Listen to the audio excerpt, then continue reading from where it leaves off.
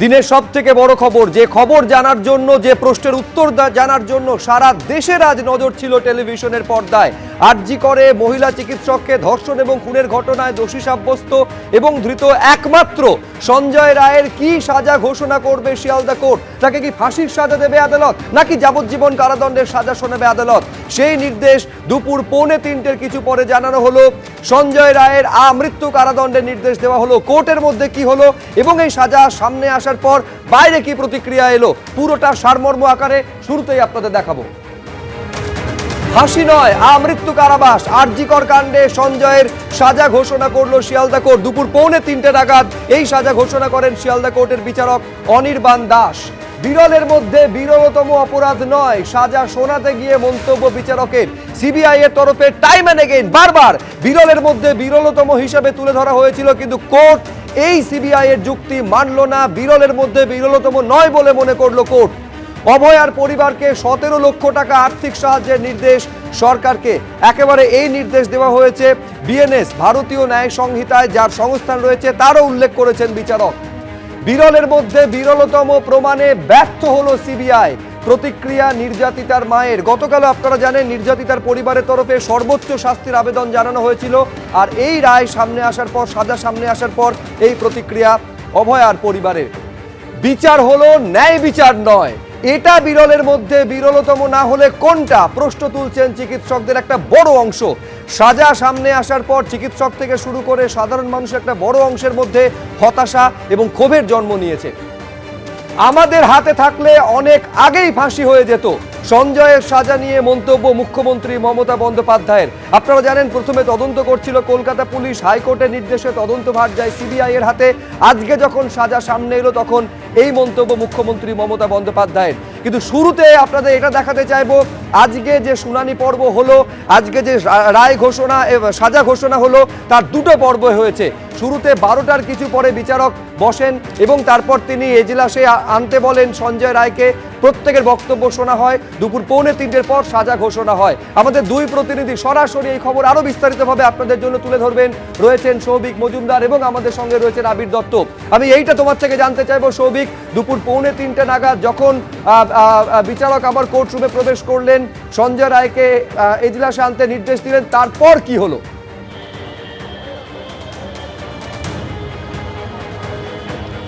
দেখো, একেবারে দুপুর 2:45 পরে যখন সঞ্জয় রায়কে আবারও এজলাসে দিয়ে আসা হলো এবং তারপরে মাননীয় বিচারক অনির্বাণ দাস তিনি কিন্তু বললেন যে কোন ধারায় সর্বোচ্চ সাজার মেয়াদ কত রয়েছে এবং সবথেকে যে বড় সাজা, অর্থাৎ সবথেকে দীর্ঘমেয়াদী যে সংস্থান রয়েছে সেই সংস্থানেরও তিনি উল্লেখ করলেন এবং তিনি উল্লেখ করে বললেন যে আমৃত্যু কারাবাসের সাজা সেটাই কিন্তু সঞ্জয় রায়কে দেওয়া হলো। এবং এই বিষয়টা স্পষ্ট করা হলো যে এই গোটা বিষয়টার ক্ষেত্রে তুমি জানো যে মূলত 3টি ধারায় তার বিরুদ্ধে চার্জ ফ্রেম হয়, চার্জ গঠন করা হয় এবং তাকে দোষী সাব্যস্ত করা হয়।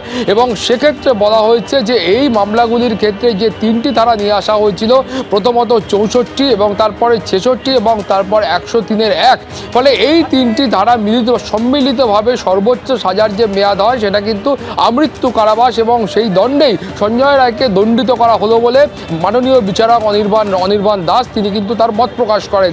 এবং তারপরে তোমাকে বলবো যে গোটা বিষয়টাতে মাননীয় বিচারক তিনি বললেন যে এই ঘটনাকে বিরলের মধ্যে বিরলতম নয় বলে তিনি মনে করছেন। কিন্তু কেন তিনি মনে করছেন যে বিরলের মধ্যে বিরলতম ঘটনা এই ঘটনাটি নয়, তার কারণ এখনো পর্যন্ত স্পষ্ট নয়। তার কারণ হলো যে এখনো তার যে নির্দেশনামার কপি রয়েছে সেই কপি হাতে এসে পৌঁছয়নি। ফলে নির্দেশনামার পূর্ণাঙ্গ কপি হাতে আসলে তারপরেই পরিষ্কার হবে কেন মাননীয় বিচারক অনির্বাণ দাস তিনি বললেন যে এই ঘটনা বিরলের মধ্যে বিরলতম নয় বলে তিনি মনে করছেন। তার কারণ যে সিবিআই এর তরফ থেকে তার কাছে যে তথ্য প্রমাণ পেশ করা হয়েছে তার ভিত্তিতেই তিনি কিন্তু এই সিদ্ধান্তে উপনীত হচ্ছেন। ফলে এখন যেটা প্রশ্ন উঠছে, যেটা আইনজীবীরাও প্রশ্ন তুলছেন, যে যেখানে সিবিআই বারবার তার সওয়াল করার সময় বলছেন যে এটা বিরলের মধ্যে বিরলতম ঘটনা, কঠোরতম শাস্তি দেওয়া হোক এবং এই গোটা বিষয়টার ক্ষেত্রে সমাজে তার কি প্রভাব রয়েছে সেই বিষয়টা তারা ব্যাখ্যা করার চেষ্টা করছেন। আইনজীবীরা বলছেন যে কর্মক্ষেত্রে এর ঠিক উল্টোটা হচ্ছে, সেখানে কিন্তু সিবিআই এর তরফ পর্যন্ত সিবিআই এর তরফে এই সওয়াল করা হয়েছে যে একেবারে একটা বার্তা সমাজের প্রতি দেওয়া দরকার, যাতে বিচার ব্যবস্থার প্রতি আস্থাটা তৈরি হয় সমাজের মধ্যে। বিরলের মধ্যে বিরলতম এবং সর্বোচ্চ শাস্তির পক্ষে সিবিআইও সওয়াল করেছে। আমি এইখানে একবার দর্শকদের দেখাতে চাইবো, আজকে যখন এই রায় ঘোষণা হচ্ছে, এই সাজা ঘোষণা হচ্ছে, তখন নির্যাতিতার পরিবারের আইনজীবী তিনি কি বলছেন দেখুন। আমরা তো সর্বোচ্চ সাজা চেয়েছিলাম, তো কিছু প্রশ্ন তুলে ধরেছিলাম আমাদের আর্গুমেন্টে, যেখানে তদন্ত যারা করেছেন ইনভেস্টিগেশন এজেন্সি, তাদের কিছু পার্টেতে ল্যাচেস থেকে গেছে। আরও কিছু ব্যক্তির জিজ্ঞাসাবাদ করা উচিত ছিল, আরও কিছু তথ্য সংগ্রহ করা উচিত ছিল, যেইটা এলে আজকে হয়তো জায়গাটা অন্যরকম হতো। সেই ল্যাচেসগুলোর ওপর প্রশ্ন তুলে আমরা কিছু প্রশ্ন সাহেবের কাছে করেছিলাম। এবং এখানে বলে রাখি, সাপ্লিমেন্টারি চার্জশিট কিন্তু এখনও ওরা দিতে দেননি। তো সেই দিকে আমরা তাকিয়ে আছি। এবং মোট 3টে সেকশনের ওপর সাজা দেওয়া হয়েছে। প্রথম হচ্ছে 64 বিএনএস, যেখানে লাইফ ইমপ্রিজনমেন্ট দেওয়া হয়েছে, তার সঙ্গে 50,000 টাকা জরিমানা, অনাদায়ে 5 মাস জেল। 103 সাবক্লস 1 বিএনএসে লাইফ ইমপ্রিজনমেন্ট, সঙ্গে 50,000 টাকা জরিমানা, অনাদায়ে 5 মাস জেল। তার সঙ্গে 66 বিএনএস, যেটাতে দেওয়া হয়েছে লাইফ ইমপ্রিজনমেন্ট টিল ডেথ। একটা কম্পেনসেশন যেটা আমাদের স্ট্যাটিউটে বলা আছে, যেটা আইন বলছে যে ভিকটিমের পরিবার সেই কম্পেনসেশনটা পাওয়ার অধিকারী। সেইটার রেসপেক্টে উনি দুটো জিনিস এখানে এসছে, একটা হচ্ছে ডেথ, একটা হচ্ছে রেপ। ডেথের জন্যে 10 লাখ টাকা আর 7 লাখ টাকা রেপের জন্যে উনি ধার্য করেছেন।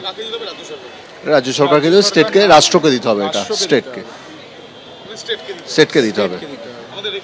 আর উনি একদম স্পেসিফিক্যালি বলেছে, it is the liability of the state to give protection to a lady who is performing his duty at the hospitals.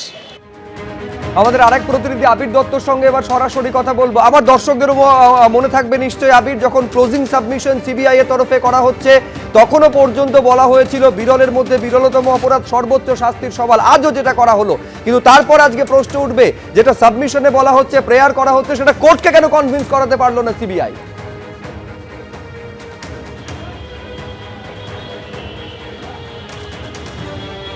দেখো একেবারেই, এবং 3টে বিষয় স্পষ্ট যে সিবিআই তরফ থেকে বলা হলো বিরলতম, আদালত সেটা মানল না। সিবিআই তরফ থেকে সর্বোচ্চ সাজা চাওয়া হলো, আদালত সেটা মানল না। এবং তার সঙ্গে তবে সিবিআই এর তরফ থেকে যে তথ্য প্রমাণ জমা দেওয়া হয়েছে, সেই তথ্য প্রমাণের ভিত্তিতে দোষী সাব্যস্ত করে যাবজ্জীবন কারাদণ্ড দেওয়া হয়েছে সঞ্জয় রায়কে। এখন বিষয়টা হচ্ছে, সঞ্জয় রায়ের এই যে যাবজ্জীবন কারাদণ্ড হওয়ার পর পরিবারের তরফ থেকে আইনজীবীরা, তাদের কিন্তু সুস্পষ্ট বক্তব্য যে তারা আদালতকে জানিয়েছিলেন যে সিবিআই যেভাবে তদন্ত করেছে, আরও বেশ কিছু ব্যক্তিদের জিজ্ঞাসাবাদের প্রয়োজনীয়তা ছিল, আরও বেশ কিছু তথ্য প্রমাণ সংগ্রহ করে আদালতের কাছে জমা দেওয়ার ছিল, সেগুলো হয়নি। এবং সেগুলো কি ত্রুটি হয়ে দাঁড়ালো, এখন সেটা যেমন প্রশ্ন। তার সঙ্গে সঙ্গে সঞ্জয় রায়ের আইনজীবী তারা কিন্তু জানাচ্ছেন যে তথ্য প্রমাণ এখনো পর্যন্ত জমা পড়েছে, সেই তথ্য প্রমাণ অনুযায়ী এখনো পর্যন্ত সমস্ত এই কেসের বিষয় নিয়ে সমস্ত কিছু উন্মোচন হয়নি। এবং যদি বিরলের মধ্যে বিরলতম যদি এটা হয়, তাহলে সেই ক্ষেত্রেও যে সাজা, সেই সাজা কী রকম হবে তারও বেশ কিছু নিদান রয়েছে, বা বেশ কিছু উদাহরণের আগেও রয়েছে, যে কাগজ তারা আদালতের কাছে দিয়েছে। এবং তারপরেই দ্বিতীয় ধাপে এই রায় ঘোষণা। এবং একটা বিষয় খুব স্পষ্ট, যে সিবিআই তার যে তথ্য প্রমাণ দিয়েছে, সেই তথ্য প্রমাণ অনুযায়ী আদালত মনে করেনি যে এটা বিরলের মধ্যে বিরলতম, এবং সর্বোচ্চ সাজা সঞ্জয় রায়কে দিতে হবে। বেশ আবির, আপাতত তোমাকে ধন্যবাদ। আমি এইখানে একবার দেখাতে চাইবো যে এই গোটা বিষয়টা সামনে আসার পর, অর্থাৎ সাজা যখন ঘোষণা করছেন, সাজা শোনাচ্ছেন বিচারক, তারপর বিভিন্ন জায়গা থেকে প্রতিক্রিয়া সামনে এসেছে, যার মধ্যে হতাশা এবং ক্ষোভও ছিল পুরো মাত্রায়। আমি এইখানে দেখাতে চাইবো অভিনেত্রী মোক্ষা এই সাজা নিয়ে, এই রায় নিয়ে তিনি কি বলছেন। কোথাও গিয়ে মনে হয়েছে যে সঞ্জয়ের যদি মৃত্যুদণ্ড হতো, তাহলে তো এর পরে যখন ওনারা হাইকোর্টে যাবেন বা আরো হায়ার কোর্টে যাবে, সুপ্রিম কোর্টে আবার যাবে, তো কোথাও না কোথাও গিয়ে এটা সত্যি হয়তো ওকে কেন্দ্রিক করে হয়ে যেত। এর পরে যদি যখনই প্রসিডিং হবে, কোনো রাজসাক্ষী যদি ও দিতেও চায়, if he changes his mind and আবার কিছু বলতে চায়, আরো কিছু বলতে চায়, আসল ঘটনাটা কি তখন বলে, তো সেটা কিন্তু মিসিং হয়ে যেত কোথাও না কোথাও। কি আমার এটা দেখে মনে হয়েছে সিবিআই এর ইনভেস্টিগেশনে জাজ অতটা একদমই কনভিন্স নয়, কোথাও না কোথাও কি এটা মনে হয়েছে। কিন্তু ওনারা যেটা চেয়েছিলেন সেটা আমরাও কোথাও না কোথাও গিয়ে নয় মানে সাজা মানে ডেফিনেটলি ক্যাপিটাল পানিশমেন্ট, কিন্তু সঞ্জয়ের একার ক্যাপিটাল পানিশমেন্টটা কোথাও না কোথাও গিয়ে আমরা কেউ হজম করতে পারিনি। অভয়াকে মৃতপ্রায় কারা করেছেন, আরো কারা ছিলেন, পুরো সিস্টেমটা, পুরো ডিপার্টমেন্টের যারা আসল ক্রিমিনাল, ও হয়তো মৃতপ্রায়কে একটা ঠিকানা দিয়েছে সঞ্জয়, ডেফিনেটলি উনিও ওয়ান অফ দ্য ক্রিমিনালস, কিন্তু এটা কোথাও না কোথাও গিয়ে খুব একটা আমাদের কাছে ম্যাটারই করছে না, কারণ আসল পুরো যারা রাঘব বোয়াল, যারা মাথারা এই যে এত তথ্য প্রমাণ লোপাট করলো কার ইনস্ট্রাকশনে, সেটা পৌঁছতে যাওয়াটাই এটা আমার মনে হয় লেভেল 2 শুরু হচ্ছে। যে জুনিয়র চিকিৎসকেরা এই আরজি করে ধর্ষণ এবং খুনের ঘটনা সামনে আসার পর প্রথম দিন থেকে তারা রাস্তায় ছিলেন, তারা সুবিচারের দাবিতে কখনো অনশন করেছেন, কখনো ধর্ণা দিয়েছেন, তারা আজকে কি বলছেন, হতাশা সেখানেও দেখা যাচ্ছে। জুনিয়র চিকিৎসক অনিকেত মাহাতো কি বলছেন দেখুন। না, সন্তুষ্ট নয়, বিরলতম ঘটনা নয়, কেন নয় এটা নিয়ে একটা প্রশ্ন। দ্বিতীয় প্রশ্ন থাকছে যে সঞ্জয় রায় ছাড়া আর কারা, কেন সঞ্জয় রায় একমাত্র অভিযুক্ত বলে বলা হচ্ছে, তাহলে এই ছাড়া আর কারা এই ঘটনার সাথে যুক্ত, তাদের কেন সামনে আনতে এত দেরি হচ্ছে। আমরা জুনিয়র ডাক্তাররা ছাড়াও যে ফরেন্সিকের যে সিএসএফএল রিপোর্ট, সেই রিপোর্টে পরিষ্কারভাবে এটা মেনশন করছে যে মাল্টিপল ডিএনএর প্রেজেন্স আছে। যদি মাল্টিপল ডিএনএর প্রেজেন্সের প্রশ্ন থাকে তাহলে হচ্ছে যে তারা এখনও প্রকাশ্য দিবালোকে ঘুরে বেড়াচ্ছে কেন? দেশের সর্বোচ্চ তদন্তকারী সংস্থা তদন্ত করছে, দেশের সর্বোচ্চ কোর্ট সুপ্রিম কোর্ট এটা মনিটর করছে, তারপরেও এই অবস্থা কেন? তাহলে এই কেমন বিচার? একাধিক ব্যক্তি যে জড়িত থাকার কথা, সেই একাধিক ব্যক্তিদের দোষীদের অবিলম্বে গ্রেপ্তার করুন। এবং কেন এভিডেন্স টেম্পার হলো, কেন ইনভেস্টিগেশন হাসাপ হলো, কাকে বাঁচানোর জন্য হলো, সঞ্জয় রায়কে, একথা হাস্যকর। তাহলে কাকে বাঁচানোর জন্য হলো এটাও তদন্তকারী সংস্থাকে সামনে আনতে হবে। এই ছাড়া আমরা মনে করি যে বিচারের পথে আমরা সম্পূর্ণ জায়গা পেলাম না। সঞ্জয় রায়ের আমৃত্যু কারাদণ্ডের নির্দেশ সামনে আসার পর মুখ্যমন্ত্রী মমতা বন্দ্যোপাধ্যায় তিনিও তার হতাশা প্রকাশ করেছেন এবং তিনি বলছেন আমাদের হাতে থাকলে অনেক আগেই অভিযুক্ত সঞ্জয় রায়ের ফাঁসির সাজা হতো। কি বলেছেন মুখ্যমন্ত্রী মমতা বন্দ্যোপাধ্যায়, কি বললেন বিরোধী দলনেতা শুভেন্দু অধিকারী এবং কি বলেছেন মীনাক্ষী মুখোপাধ্যায়, পরপর রাখবো আপনাদের সামনে। রায় নিয়ে কিন্তু আমি যেহেতু হেলিতে ছিলাম বলে আমি ডিটেলসটা এখনো শুনিনি, তো আপনাদের কাছ থেকেই শুনলাম যে এটা নাকি যাবজ্জীবন দেওয়া হয়েছে। এটা আপনাদের কাছ থেকেই প্রথম আমি শুনলাম। আমার রিয়াকশন ইজ ভেরি ক্লিয়ার। আমরা প্রথম দিন থেকেই ফাঁসির দাবি করে এসেছিলাম এবং আজকেও আমরা সেই দাবিতে অটুট আছি, কিন্তু আদালতের রায় ন্যাচারালি এখন সবাই মিলে কি বলবেন আমি জানি না, বাট আমার কথা আমি বলতে পারি বা আমার দলের বক্তব্য যেটা হচ্ছে আমরা 3টে কেসে আপনারা দেখেছেন 54 দিন থেকে 60 দিনের মধ্যে আমরা ফাঁসি অর্ডার করিয়ে দিয়েছি। কিন্তু আমি জানি না এটা একটা সিরিয়াস কেস এবং এটা নিয়ে ফাঁসি দাবি আমাদের সবার ছিল। সেক্ষেত্রে বিচারের রায় নিয়ে আমি আমার কথা বলতে পারি।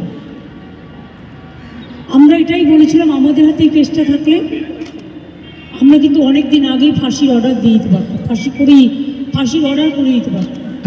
ডিটেলসটা তো আমি জানি না, ডিটেলসটা তো সিবিআই করেছে এবং আমাদের হাত থেকে তো কেসটা ইচ্ছা করে কেড়ে নিয়ে চলে গেল।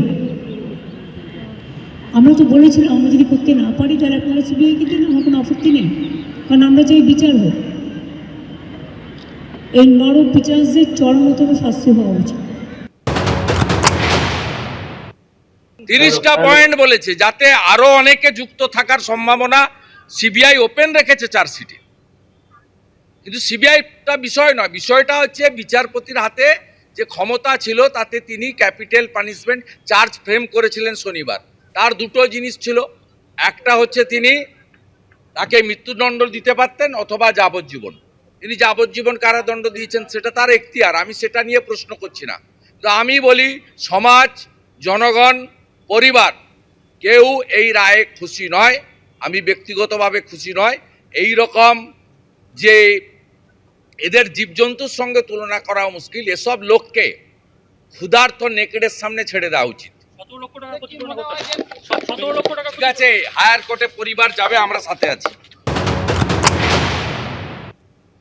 গোটা রাজ্যের মানুষ, সিবিআই, পুলিশ, এ রাজ্যের সমস্ত মানুষ তারা বুঝছেন যে একটা বিরাট দুর্নীতি এবং দুষ্কৃতি রাজকে এবং অপশাসনকে প্রচণ্ডভাবে চাপা দেওয়ার চেষ্টা। এ দিয়ে কি অপরাধ কমবে? বিচারের উদ্দেশ্য কি? অপরাধ কমানো। বিচারের উদ্দেশ্য কি? সমাজে শান্তি, নিরাপত্তা, সুরক্ষাকে নির্দিষ্ট করা। এই বিচারের মধ্যে দিয়ে কি তা পাওয়া যাচ্ছে? ডাক্তার মেয়েটির মা বাবা কি সন্তুষ্ট? আমরা সন্তুষ্ট? আমরা কি সবাই মনের একদম বটম টু হার্ট থেকে আমরা বলতে পারি যে এই রায় আমাদের পশ্চিমবঙ্গে প্রতিটা দিন মেয়েদের উপরে যা অত্যাচার, নিপীড়িত মানুষের, নিচের তলার মানুষের উপরে যে অত্যাচার, যে অন্যায়, সেই অন্যায় বন্ধ হবে? রাজ্যের মানুষ, অভয়ার মঞ্চ, তার সাথে ডাক্তারবাবুরা এবং আপামর গোটা রাজ্যের মা বোনেরা যে লড়াইয়ে নেমেছিল, এই লড়াইয়ের প্রতি অসম্মান হলো। আরজিকর কাণ্ডে সঞ্জয় রায়ের আমৃত্যু কারাদণ্ডের নির্দেশ দিল শিয়ালদা কোর্ট। চিকিৎসককে ধর্ষণ এবং খুনে সিভিক ভলেন্টিয়ারের আমৃত্যু কারাদণ্ডের নির্দেশ। সিবিআইয়ের তরফে যদিও সওয়ালে বলা হয়েছিল এবং আজকেও বলা হয় যেটা বিরলের মধ্যে বিরলতম অপরাধ, কিন্তু কোর্ট বিরলের মধ্যে বিরলতম অপরাধ বলে মানল না। নিহত চিকিৎসকের পরিবারকে 17 লক্ষ টাকা আর্থিক সাহায্যের জন্য সরকারকে নির্দেশ দিল আদালত। কর্মস্থলে চিকিৎসকের মৃত্যু, তাই আর্থিক সাহায্য সরকারকে দিতে হবে বলে স্পষ্ট নির্দেশ দিয়েছে শিয়ালদা কোর্ট। আমি এই নিয়ে আরো বিস্তারিত জানবো, কথা বলবো, সরাসরি নিউজ রুমে নিয়ে যাব আপনাদের। রতনু হালদার আমাদের সঙ্গে রয়েছে। রতনু, এই ঘটনা সামনে আসার পর শুধুমাত্র চিকিৎসক সমাজ নয়, সমাজের সব স্তর থেকে একেবারে বিশিষ্ট জনেরা পর্যন্ত সুবিচারের দাবিতে তারা রাস্তায় নেমেছিলেন। আজকে যখন শিয়ালদা কোর্ট ফাঁসি নয় আমৃত্যু কারাদণ্ডের নির্দেশ জানাচ্ছে, তখন তাদের কি প্রতিক্রিয়া সামনে আসছে? দেখো, এই ঘটনায় তুমি জানো যে আরজিকরে তরুণী চিকিৎসককে ধর্ষণ করে খুনের ঘটনায় আজকে কলকাতা পুলিশের সিভিক ভলেন্টিয়ার সঞ্জয় রায়ের যাবজ্জীবন কারাদণ্ডের সাজা হয়েছে। কিন্তু এরপরেও এই নিহত তরুণী চিকিৎসকের পরিবার, এই ঘটনায় যে সমস্ত জুনিয়র এবং সিনিয়র ডাক্তাররা আন্দোলন করছিলেন তাদের একটা অংশ এবং আন্দোলনকারীদের মধ্যে একটা অংশ বেশ কয়েকটি প্রশ্ন তুলছেন।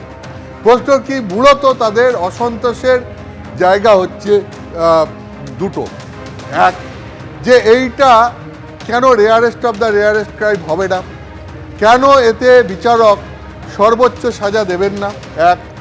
দুই, যে বেশ কিছু প্রশ্নের উত্তর এখনও অধরা রয়ে গেল, যে এই ঘটনা কি সঞ্জয় রায় একাই ঘটিয়েছে নাকি তার সঙ্গে অন্য কেউ ছিল, তারা কারা, সিবিআই তদন্তে তাদের নাম কবে প্রকাশ্যে আসবে, এখনো পর্যন্ত কেন তাদের নাম এলো না। অর্থাৎ এই দুটো বিষয় নিয়ে নানান মহলে নানান প্রশ্ন উঠছে। প্রথমে আসি তোমাকে, যে এইটা আজকে সিবিআই আদালতে দাঁড়িয়ে দাবি করেছিল যে এটা বিরলের মধ্যে বিরলতম ঘটনা এবং সেই কারণে দোষীকে সর্বোচ্চ সাজা দেওয়া হোক। বিরলের মধ্যে বিরলতম ঘটনা কেন? তার কারণ হচ্ছে বিরলের মধ্যে বিরলতম ঘটনা এই কারণে, একজন সরকারি চিকিৎসক, তিনি সরকারি হাসপাতালে চিকিৎসা করছেন এবং সেখানে কর্মরত অবস্থায় তাকে ধর্ষণ করে খুন করা হলো। যিনি মানুষের সেবার জন্য কাজ করছিলেন, টানা 36 ঘন্টা কাজ করছিলেন, তিনি টাকা উপায়ের জন্য কাজ করছিলেন না, তিনি সেবার জন্য কাজ করছিলেন না, তাকে এইভাবে ধর্ষণ করে খুন করা হলো। ফলে এটা বিরলের মধ্যে বিরলতম অপরাধ। কিন্তু বিচারক বললেন এটা তিনি বিরলের মধ্যে বিরলতম অপরাধ বলে মনে করছেন না। এখানে প্রশ্ন উঠছে যে তাহলে সিবিআই যেখানে বিরলের মধ্যে বিরলতম অপরাধ বলে এটাকে দাবি করলো, সেখানে সিবিআই কোথায় ব্যর্থ হলো? প্রমাণ করতে কেন পারলো না আদালতে যেটা বিরলের মধ্যে বিরলতম অপরাধ? সিবিআই যেখানে দাবি জানালো যে এই মামলায় তারা সর্বোচ্চ সাজা তার দোষীর, সেক্ষেত্রে সর্বোচ্চ সাজা, দোষীর সর্বোচ্চ সাজা সেটা আদালত থেকে কেন আদায় করে নিয়ে আসতে পারলো না সিবিআই? তাহলে কি তথ্য প্রমাণ দিয়ে যেভাবে এই মামলায় সর্বোচ্চ সাজা নিয়ে আসতে গেলে যা যা তথ্য প্রমাণ দিয়ে যেভাবে আদালতকে সন্তুষ্ট করার দরকার ছিল, সেইভাবে তথ্য প্রমাণ পেশ করে সিবিআই আদালতকে সন্তুষ্ট করতে পারলো না, এই প্রশ্ন উঠছে। একেবারে তুমি যেহেতু এই প্রসঙ্গটা তুললে, তোমার এই প্রশ্নেরই প্রতিধ্বনি শোনা গিয়েছে নির্যাতিতার মায়ের মুখে, যখন তিনি এটা বলছেন বিরলের মধ্যে বিরলতম প্রমাণ করতে পারলো না, এটা সিবিআই এর ব্যর্থতা। কি বলেছেন দেখবো, তারপর আবার অতনুর কাছে ফিরছি। দেখুন।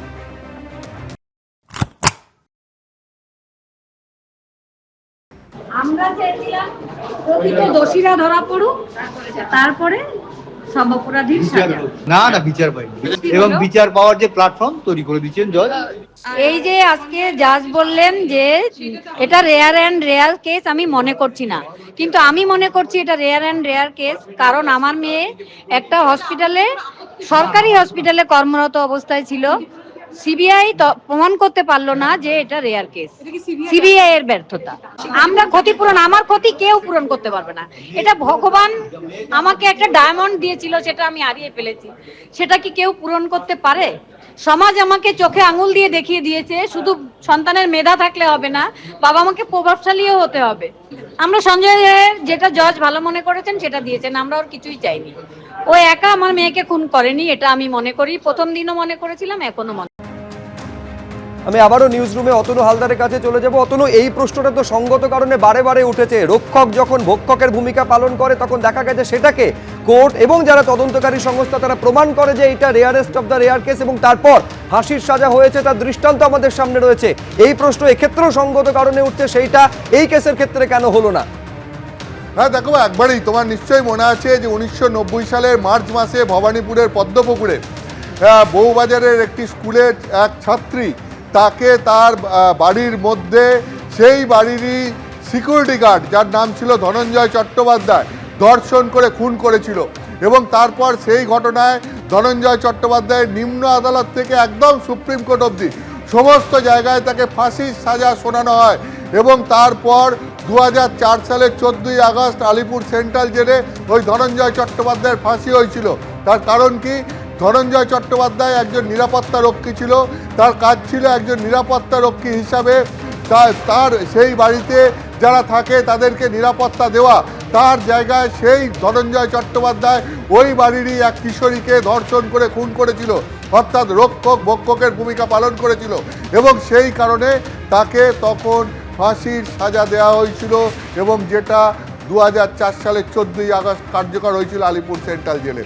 ঠিক একইভাবে এখানেও অনেকে এই তুলনাটা করছিলেন যে এই সঞ্জয় রায় একজন কলকাতা পুলিশের সিভিক ভলেন্টিয়ার। সে কলকাতা পুলিশের একটা বাইক চড়তো, যেটা কলকাতার পুলিশ কমিশনারের নামে রেজিস্টার্ড, এবং যেটা কলকাতা পুলিশের ওয়েলফেয়ারকে দেওয়া ছিল। তার কারণ কি? ওয়েলফেয়ারের তরফ থেকে এই সঞ্জয় রায়কে দায়িত্ব দেওয়া হয়েছিল আরজিকর হাসপাতালে পুলিশ কর্মীরা বা তাদের আত্মীয় স্বজনরা যারা ভর্তি হবেন তাদের চিকিৎসা সংক্রান্ত দেখভাল করার দায়িত্বের জন্য একে আরজিকর হাসপাতালে কলকাতা পুলিশের তরফ থেকে দায়িত্ব দেওয়া হয়েছিল, যার জন্য তার আরজিকর হাসপাতালে একটা অবাধ গতিবিধি তৈরি হয়েছিল। এখন প্রশ্ন হচ্ছে, কলকাতা পুলিশ ফোর্সের একজন অংশ হিসাবে এই সঞ্জয় রায় আরজিকর হাসপাতালের ভেতরে ঢুকে কর্মরত অবস্থায় যখন একজন চিকিৎসককে ধর্ষণ করে খুন করে, তখন কেন এই রক্ষকই ভক্ষক এই তত্ত্ব প্রয়োগ হবে না? তখন কেন সেই তত্ত্বের ভিত্তিতে এটাকে বিরলের মধ্যে বিরলতম অপরাধ হিসাবে ধরা হবে না? যা একজন কর্মরত চিকিৎসক যিনি মানুষের সেবার কাজে ব্রতী, তাকে যখন এইরকমভাবে নৃশংসভাবে ধর্ষণ করে খুন করা হয় তখন, এবং তাকে হাসপাতালে তার কর্মস্থলের মধ্যে কর্মরত অবস্থায় এই ঘটনা যখন ঘটে, তখন কেন এটাকে বিরলের মধ্যে বিরলতম অপরাধ হিসেবে গণ্য করা হবে না? এই প্রশ্নগুলো বিভিন্ন মহল থেকে উঠছে। এবং তোমাকে বলি যে মানুষের মধ্যে একটা প্রত্যাশা তৈরি হয়েছিল। তার কারণটা কি? তার কারণ 2024 সালের 9 আগস্ট যখন আরজিকরের এই ঘটনা ঘটে, তুমি জানো যে সারা দেশ জুড়ে তীব্র প্রতিক্রিয়া হয়েছিল। তারপরে তুমি যদি দেখো যে এই রকম ধর্ষণ এবং খুনের ঘটনায় আমাদের রাজ্যে 5টি ফাঁসির নির্দেশ হয়েছে, মৃত্যুদণ্ডের নির্দেশ হয়েছে। এর মধ্যে 2023 সালের আগস্ট মাসে একটি ঘটনা ঘটে গেছিল, সেটা হচ্ছে শিলিগুড়ির মাটিগড়ায়। সেখানে জঙ্গলের মধ্যে একাদশ শ্রেণীর ছাত্রীকে ধর্ষণ করে খুন করা হয়েছিল, এবং 7ই সেপ্টেম্বর তার রায় বেরোয় মৃত্যুদণ্ড। তারপরে কি 26শে মার্চ 2023 সালে তিলজলায় 7 বছরের শিশুকে যৌন নির্যাতন করে খুন করা হয়, তার রায় বেরোয় 26শে সেপ্টেম্বর 2024। সেক্ষেত্রেও একদম মৃত্যুদণ্ডের সাজা দেওয়া হয়। এবং এইগুলো 9ই আগস্টের আগে এই দুটো ঘটনা ঘটেছিল, সাজা ঘোষণা হয়েছিল 9 আগস্টের পর। আর 9 আগস্টের পর আরও 3টে ঘটনা ঘটে। কুলতলিতে 9 বছরের এক বালিকাকে ধর্ষণ করে খুন করা হয়, এবং সেই ঘটনায় 4 অক্টোবর 2024 সেখানে দোষী সাব্যস্ত করা হয় প্রথমে মুস্তাকিন সর্দার নামে একজনকে, এবং তার মৃত্যুদণ্ডের সাজা দেওয়া হয় 6 ডিসেম্বর 2024-এ। এবং তারপরে তুমি যদি দেখো, ঠিক মুর্শিদাবাদের ফারাক্কায় 9 বছরের এক বালিকাকে তুলে নিয়ে গিয়ে ধর্ষণ করে খুন করা হয়, এবং এই ঘটনা ঘটে 13ই অক্টোবর, এবং তারপর 13ই ডিসেম্বর তার মৃত্যুদণ্ডের সাজা দেওয়া হয়। আবার তুমি যদি দেখো ঠিক একইভাবে হুগলির গুড়াপে 5 বছরের এক শিশু, তাকে ধর্ষণ করে খুন করা হয় 24শে নভেম্বর, এবং 17ই জানুয়ারি তাকে এই মানে এই ঘটনায় দোষী সাব্যস্ত হওয়ার পর 17ই জানুয়ারি তাকে মৃত্যুদণ্ডের সাজা দেওয়া হয়। একেবারে আমি বলছি এইরকম দৃষ্টান্ত পরপর সামনে রয়েছে। আমি আবার অতনুর কাছে ফিরবো, কিন্তু তার আগে এখানে একবার দেখাতে চাইবো যে হতাশা কোন জায়গায় গিয়েছে জুনিয়র চিকিৎসকদের মধ্যেও। আশফাকুল্লাহ নাইয়া তিনি কি বলছেন দেখুন। যে একজন ব্যক্তি এই ঘটনায় জড়িত থাকতে পারে না, আর যদি একজন ব্যক্তি জড়িত থাকতো তাহলে এতজন ব্যক্তি তাকে বাঁচানোর চেষ্টা করতো না। তাহলে অভয়ার কি এমন হলো, অভয়ার মধ্যে আপনি রেপ এবং মারার মতো জঘন্য ঘটনা ঘটার পরেও এতজন মিলে সেই ঘটনাকে ধামাচাপা দেওয়ার জন্য চেষ্টা করতে হলো, এই প্রশ্নটা আমাদের থেকে যাচ্ছে। যে সমস্ত বিচার হলো, বিচারককে ক্রিটিসাইজ করতে পারি না, কিন্তু বিচারকে আমরা ক্রিটিসাইজ করতে পারি, জাজমেন্টকে আমরা ক্রিটিসাইজ করতে পারি। সেই ক্রিটিসাইজের ক্ষমতা নিয়ে আমরা ক্রিটিসাইজ করছি। এই জাজমেন্টটা আমরা মনের কোণে মানতে পারলাম না। একজনকে লাইফ ইমপ্রিজনমেন্ট দিয়ে বাকি কাদেরকে সারা জীবনের জন্য মুক্ত করা হলো। একজনকে জেলের ভিতরে ঢুকিয়ে বাকি কত তোতা পাখিকে উড়িয়ে দেওয়া হলো। আমরা এই প্রশ্নগুলো করতে চাই। একজনকে খাঁচায় আপনি ঢোকাবেন আর বাকিগুলোকে কি বাইরে বাঘ তৈরির জন্য ছেড়ে দেবেন, এটা আমরা মানব না। এটা শুধুমাত্র একটা পাঠ হতে পারে, এটা একটা ধড় হতে পারে। আমরা শুধু ধড় নয়, মাথাও চাই, লেজও চাই, পুরো শরীরটা চাই। এই অন্যায় যে বা যারা করেছে, যে বা যারা এই অন্যায়টাকে ধামাচাপা দেওয়ার চেষ্টা করেছে, যে বা যারা এই অন্যায়ে মদত দিয়েছে, প্রত্যক্ষভাবে পরোক্ষভাবে এখনো পর্যন্ত সাপোর্ট করে যাচ্ছে, ডিরেক্ট ভাবে ইনডিরেক্ট ভাবে সবাই সমান অপরাধী, কেউ ছাড়া পাবে না।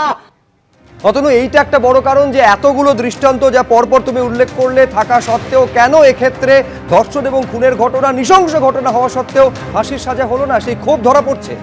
দেখো একবারই সেই নিয়ে অনেকের মধ্যে ক্ষোভ এবং একটা অংশের মধ্যে হতাশা প্রতিফলিত হচ্ছে। এইখানে আমি তোমায় বলি যে এই আরজিকর খুন এবং ধর্ষণের মামলায় আজকে অভিযুক্ত এখন দোষী সাব্যস্ত হয়েছে সিভিক ভলেন্টিয়ার সঞ্জয় রায়ের যাবজ্জীবন কারাদণ্ডের আদেশ হলেও 4টে পয়েন্টে এখনো অসন্তোষ থেকে গেল। এক, কেন এটা বিরলের মধ্যে বিরলতম অপরাধ হিসেবে গণ্য করা হলো না? এটা কার ব্যর্থতা? আদালতে কি সিবিআই ব্যর্থ হলো তাহলে যে এটাকে বিরলের মধ্যে বিরলতম অপরাধ সেইটা সিবিআই কি তাহলে প্রমাণ করতে ব্যর্থ হলো? 2, যে কেন এই ঘটনায় সর্বোচ্চ সাজা হলো না, যেখানে পরিবারের তরফ থেকেও সর্বোচ্চ সাজা দাবি করা হয়েছিল, সিবিআইও সর্বোচ্চ সাজা দাবি করেছিল, কিন্তু তারপরও বিচারক যাবজ্জীবন কারাদণ্ড দিলেন, সর্বোচ্চ সাজা মৃত্যুদণ্ড দিলেন না। এটা কার ব্যর্থতা? এটাও কি সিবিআইয়ের ব্যর্থতা? 3, এখনো পর্যন্ত কেন এই তথ্য প্রমাণ লোপাট এবং এই মামলা ধামাচাপা দেওয়ার যারা চেষ্টা করেছিল বলে অভিযোগ, তাদেরকে প্রকাশ্যে নিয়ে আসা গেল না? আর 4, সেই প্রশ্নও এখনো অধরা থেকে গেল। সেই প্রশ্নের উত্তরও, যেই ঘটনা কি সঞ্জয় রায় একাই ঘটিয়েছে নাকি আরও কেউ ছিল, থাকলে পরে তারা কারা? এই সমস্ত প্রশ্ন নিয়ে এখনো মানুষের মধ্যে একটা অসন্তোষ এবং এই মামলার রায় ঘোষণার পরেও একটা অপূর্ণতা থেকে গেল বলে অনেকে মনে করে। একেবারে সংশয় পুরো মাত্রায় রয়ে গেল। অনেক ধন্যবাদ অতনু তোমার।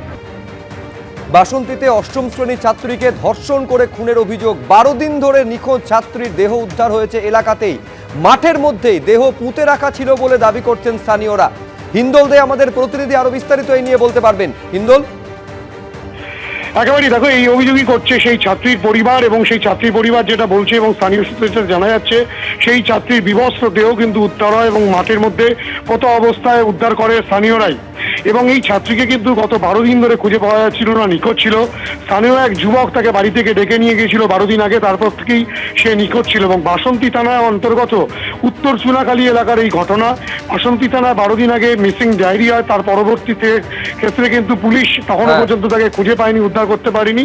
আজ তাকে এভাবে উদ্ধার করে স্থানীয়রা, এবং তার বিরুদ্ধে যেটা অভিযোগ উঠছে যে তাকে ধর্ষণ করে খুনের ঘটনা ঘটেছে, এবং এরই প্রতিবাদে পুলিশের বিরুদ্ধে কিন্তু রীতিমতো বিক্ষোভ করেন স্থানীয়রা, এবং গোটা ঘটনা তদন্ত করছে বাসন্তী থানা। ধন্যবাদ হিন্দল।